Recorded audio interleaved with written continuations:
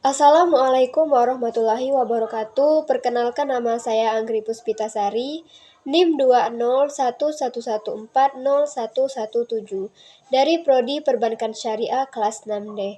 Baiklah, di sini saya akan menjelaskan tentang anggaran produksi, anggaran bahan baku, anggaran BOP, dan anggaran tenaga kerja untuk memenuhi tugas ujian tengah semester mata kuliah budgeting.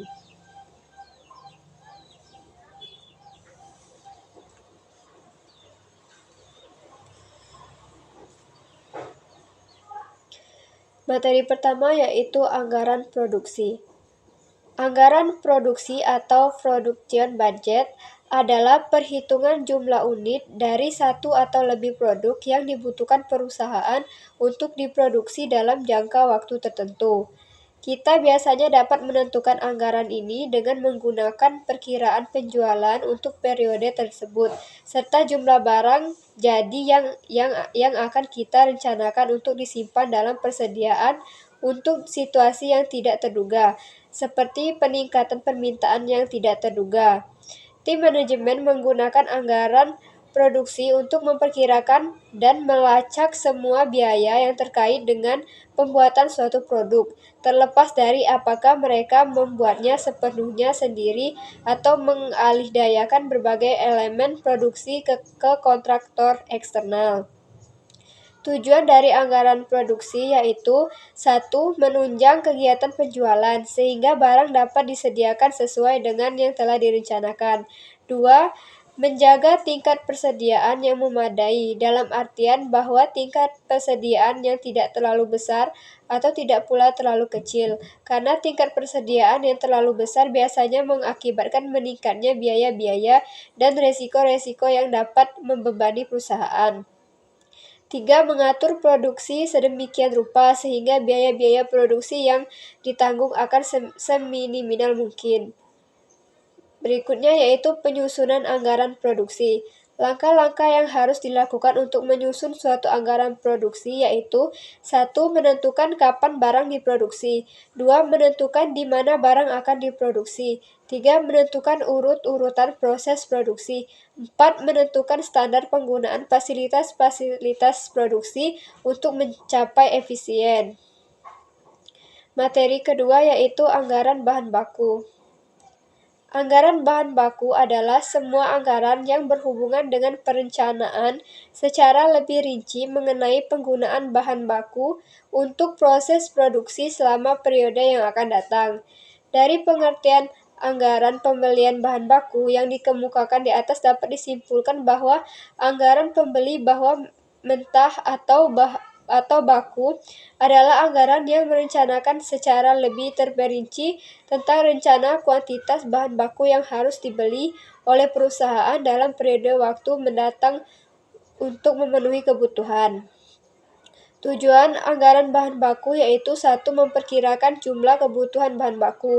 2. Memperkirakan jumlah pembelian bahan baku yang diperlukan. 3. Sebagai dasar untuk memperkirakan kebutuhan dana yang diperlukan untuk melaksanakan pembelian bahan baku. Materi yang ketiga yaitu biaya overhead pabrik atau BOP. Biaya overhead pabrik adalah salah satu komponen utama dalam perhitungan biaya produksi. Dikutip dari akun Tools, biaya overhead pabrik adalah biaya yang dikeluarkan selama proses produksi, di luar biaya tenaga kerja langsung dan bahan baku langsung. Biaya overhead pabrik nantinya akan dibebankan secara khusus untuk kemudian dijadikan salah satu perhitungan biaya produksi per produk atau per unit. Biaya overhead pabrik atau BOP adalah biaya yang dikeluarkan oleh perusahaan yang tidak berhubungan langsung dengan aktivitas proses produksi barang atau jasa. Namun biaya ini termasuk ke dalam biaya pengeluaran perusahaan. Biaya overhead pabrik terbagi menjadi beberapa karakter. Yang pertama, biaya overhead pabrik berdasarkan karakternya.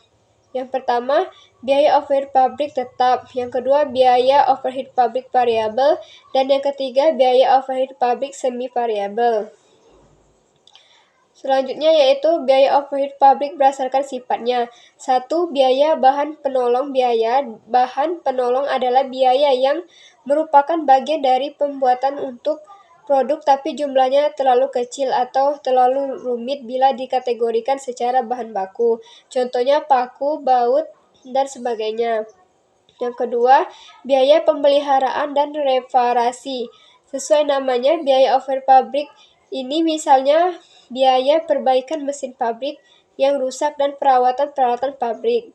3. Biaya tenaga kerja tidak langsung.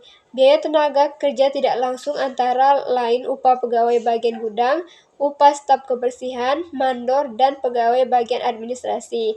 4. Biaya penyusunan aktiva tetap. Biaya penyusunan aktiva tetap contohnya biaya penyusutan atau depresiasi gedung pabrik, mesin, kendaraan, serta peralatan lain yang dipakai dalam produksi.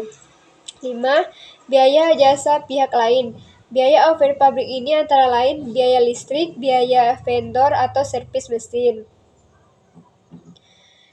Materi selanjutnya yaitu biaya tenaga kerja.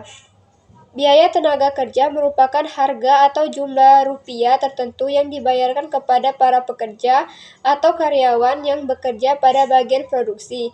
Biaya ini terdiri atas dua elemen utama yaitu 1. Biaya tenaga kerja langsung. Biaya tenaga kerja langsung adalah biaya tenaga kerja yang dapat didefinisikan dengan suatu operasi atau proses tertentu yang diperlukan untuk menyelesaikan produk-produk dari perusahaan. Oleh karena itu, semua biaya tenaga kerja langsung dibebankan secara langsung kepada komponen-komponen dari barang jadi atau produk-produk yang dihasilkan. Biaya ini menentukan elemen biaya produk yang bersama biaya bahan baku. Langsung disebut dengan sebagai biaya utama. Dan dengan biaya overhead pabrik disebut sebagai biaya konversi. Selanjutnya yaitu biaya tenaga kerja tidak langsung. Biaya tenaga kerja tidak langsung adalah semua biaya tenaga kerja yang secara tidak langsung terlibat dalam proses produksi. Dengan demikian, biaya ini dapat didefinisikan secara khusus kepada suatu operasi atau proses produksi tertentu.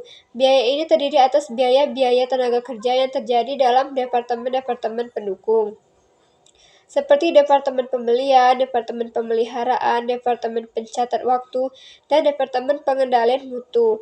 Di samping itu, termasuk dalam biaya tenaga kerja tidak langsung adalah upah atau gaji yang dibayarkan untuk pekerja-pekerja tertentu dalam departemen.